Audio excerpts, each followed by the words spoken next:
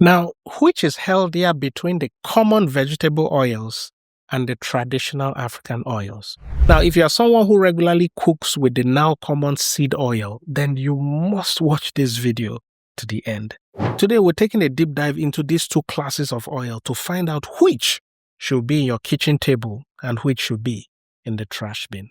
Now, a lot of us know the traditional seed oils, which most people call vegetable oils. And these are common oils consumed today. You have the sunflower oil, the cottonseed oil, canola oil, and other vegetable blends, and these are oils that you see in most grocery stores now, those bright yellow colored oils that basically fills up all the aisles. So that is the vegetable or seed oil. Now, some of you know the traditional African oils, which the African communities have used for centuries, So this include the most common, which is the red palm oil. You have the cold processed vegetable oil, groundnut oil, and in very few cases, some, you have food grade shea butter that is used for oil. Now, the first thing we'll look at is the production process for these two oils. Let's start with the traditional African oil. Now, if hygienically processed, they were extracted by hand or gentle processing with some heat, some form of heat used to help to extract the product. They weren't heated so much, just slight heat, and then they were pressed to extract the oil. Now, the good thing was that there was no chemical alteration, as our African fathers did not use any form of chemicals in processing. Everything was natural with no additives, just basic pressing to squeeze out the oil. Too little pressure leaves valuable oil in the waste. The system finds that perfect sweet spot where maximum oil extraction occurs with minimum contamination. We're talking about pressure levels that can reach several hundred pounds per square inch, applied with precision that varies based on real-time feedback from the pressing operation. Since oil is lighter than water, it naturally wants to float to the top when given the right conditions. Now, over the last 50 years or so, the world, surprisingly with Africa included, have shifted to these vegetable oils, the soybean oil, the canola oil, sunflower, cottonseed, and a few other blends. You see, these modern seed oils introduce industrial processing that require the use of solvents such as hexane. And hexane is a derivative of petroleum product. Seed oils are absolutely not natural. They're not a food of nature. Seed oils are the single most processed food on the planet. It needs to go through so many industrial steps in order to create the oil. The actual process of making these oils heats them to 500 degrees Fahrenheit. And then they must be deodorized at the end of that, because the process of heating the oils to 500 degrees inevitably causes them to become rancid, oxidized, or rusted in the colloquial sense. So no one would eat seed oils. They would run from them if they smelled them before the deodorization process. Cottonseed oil had originally been used as a lubricant for machinery in the Industrial Revolution.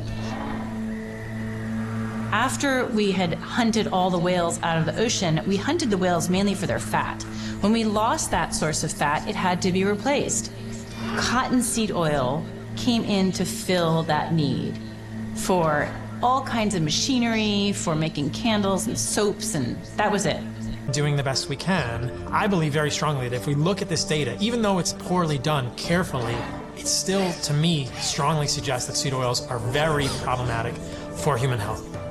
So I'm frustrated by our food supply because it's making us sick and people are not aware of it. They're completely unaware that the food choices they make today can cause their illness and even their death tomorrow. Second step, get rid of seed oils in your home. Canola oil, Wesson oil, safflower, sunflower, just throw those out and replace them with butter, ghee, coconut oil is a good one. Try that out. You need to use an oil.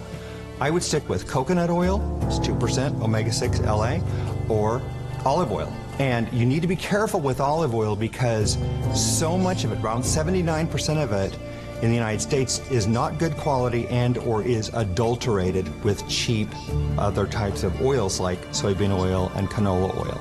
You see, traditionally, these seed oils were not even eaten, but they were used as lubricants for industrial processes. As far back as 1960s, they were used as lubricant, machine lubricants. Now, these industrial processes changed the structure and the stability of the fats that were in this oil, turning them to essentially different products. Now, that brings us to the second difference between, so again, you see the difference between how these two oils are produced. One is natural, slightly heated, pressed to get the oil. The other goes in through high heat, use of chemicals to extract the oil. Totally different process. Now, let's also look at the nutritional differences between these two traditional oils, right? Now, for the traditional African oil, red palm oil, which is the most common, it's made of balanced saturated and monosaturated fat. These are things that are rich in vitamin A and E. They are made of antioxidants and very heat stable. So they are good for high heat cooking. Now, take coconut oil, cold pressed coconut oil, mainly saturated fat, stable when cooking. It has antimicrobial qualities. You can research all of this. Now, food grade shea butter, has also these monounsaturated fats. They are stable under heat and they are very nutrient dense, similarly to the groundnut oil. These are things that the traditional African, these traditional African oils, they were stable. They cause less inflammation. They are closer to how the body expects oil to behave.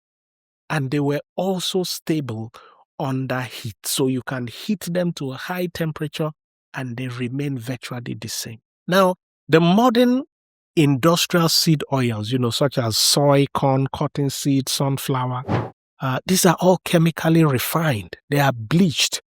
They are oxidized. They are high in polyunsaturated fats. They promote inflammation and they are unstable under heat. So again, these oils, when used for long, are not good for your body. They are linked to inflammation, insulin resistance, gut irritation, and can cause a lot of heart disease. So health-wise, you should go for the traditional African oils that are less processed, more nutrient-dense, more heat-stable, less inflammatory, better for digestion, and they support immune and hormone balance. You see, it's not rocket science. One is chemical, one is natural. Now, personally, I've noticed that bleaching and overprocessing of the seed oils makes them to have a blank taste. When you cook soup with palm oil, right, you have that natural taste of the palm oil in it.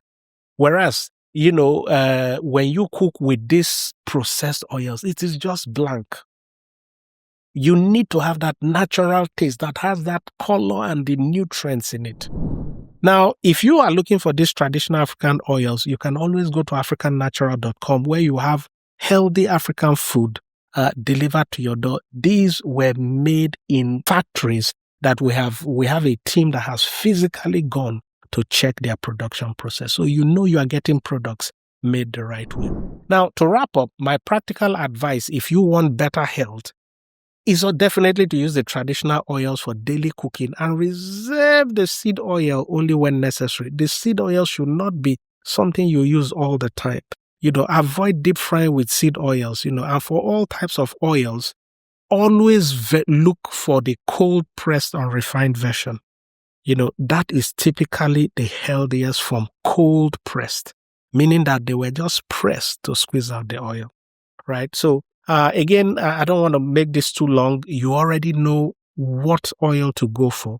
And again, if you got value from this video, be sure to like, share this video with family and friends, and subscribe to this channel so you'll be notified when I post new content.